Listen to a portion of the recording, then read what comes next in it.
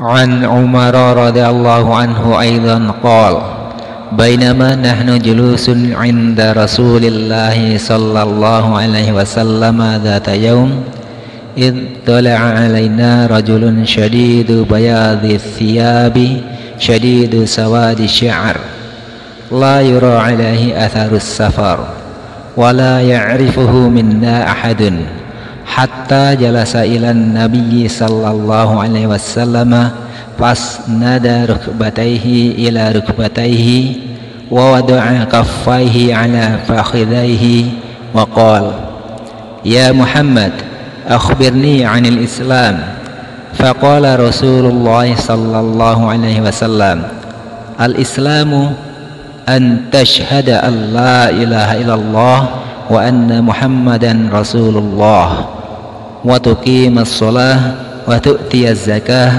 وتصوم رمضان وتحج البيت إن استطعت إليه سبيلا قال صدقت فعجبنا له يسأله ويصدقه قال فأخبرني عن الإيمان قال أن تؤمن بالله وملائكته وكتبه ورسله واليوم الآخر وتؤمن بالقدر خيره وشره قال صدقت قال فأخبرني عن الإحسان قال أن تعبد الله كأنك تراه فإن لم تكن تراه فإنه يراك قال فأخبرني عن الساعة قال ما المسؤول عنها بأعلم من السائل قال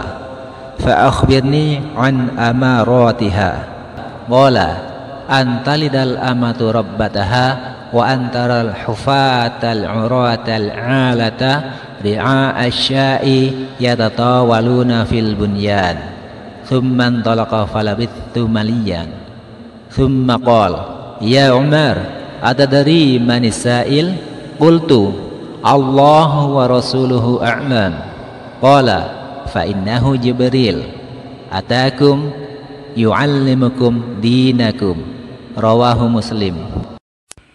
Dari Umar radhiyallahu anhu juga dia berkata, ketika kami duduk-duduk di sisi Rasulullah sallallahu alaihi wasallam suatu hari, tiba-tiba datanglah seorang laki-laki yang mengenakan baju yang sangat putih dan berambut sangat hitam.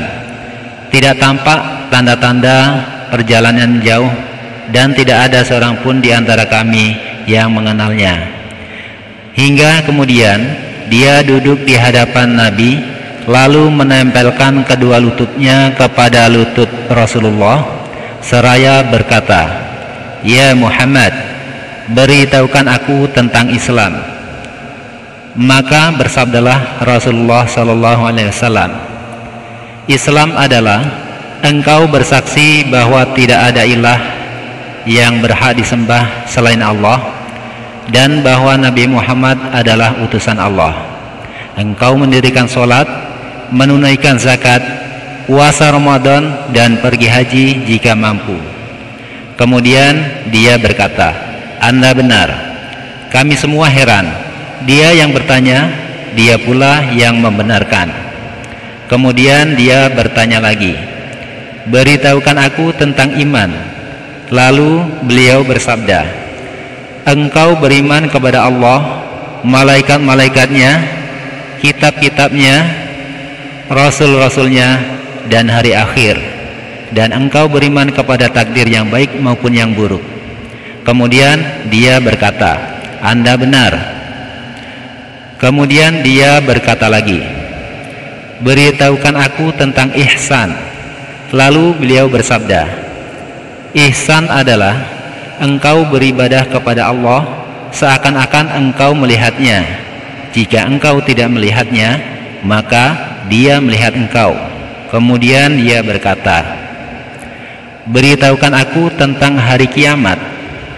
Beliau bersabda, "Yang ditanya tidak lebih tahu dari yang bertanya." Dia berkata, "Beritahukan aku tentang tanda-tandanya." Beliau bersabda, jika seorang hamba melahirkan tuannya, dan jika engkau melihat seorang bertelanjang kaki dan dada, miskin lagi penggembala domba, kemudian berlomba-lomba meninggikan bangunannya. Kemudian orang itu berlalu dan aku terdiam sebentar. Kemudian beliau Rasulullah bertanya kepadaku, tahukah engkau siapa yang bertanya? Aku berkata, Allah dan Rasulnya lebih mengetahui. Beliau bersabda, dia adalah Jibril yang datang kepada kalian dengan maksud mengajarkan agama kepada kalian. Riwayat Muslim. Catatan untuk hadis ini, yang pertama, hadis ini merupakan hadis yang sangat dalam maknanya, karena di dalamnya terdapat pokok-pokok ajaran Islam, yaitu iman, Islam, dan ihsan. Yang kedua, hadis ini mengandung makna yang sangat agung, karena berasal dari dua makhluk Allah yang terpercaya, yaitu Aminus Sama atau kepercayaan makhluk di langit, yaitu Jibril, dan Aminul Ard, kepercayaan makhluk di bumi, yakni Rasulullah sallallahu alaihi wasallam. Kandungan hadis yang pertama, disunahkan untuk memperhatikan kondisi pakaian, penampilan, dan kebersihan, khususnya jika menghadap kepada ulama, orang-orang mulia, dan penguasa. Yang kedua, siapapun yang menghadiri majelis ilmu dan merasakan bahwa orang-orang yang hadir butuh untuk mengetahui sesuatu masalah dan tidak ada seorang pun yang bertanya, maka wajib baginya bertanya tentang hal tersebut meskipun dia mengetahuinya, agar peserta yang hadir dapat mengambil manfaat darinya.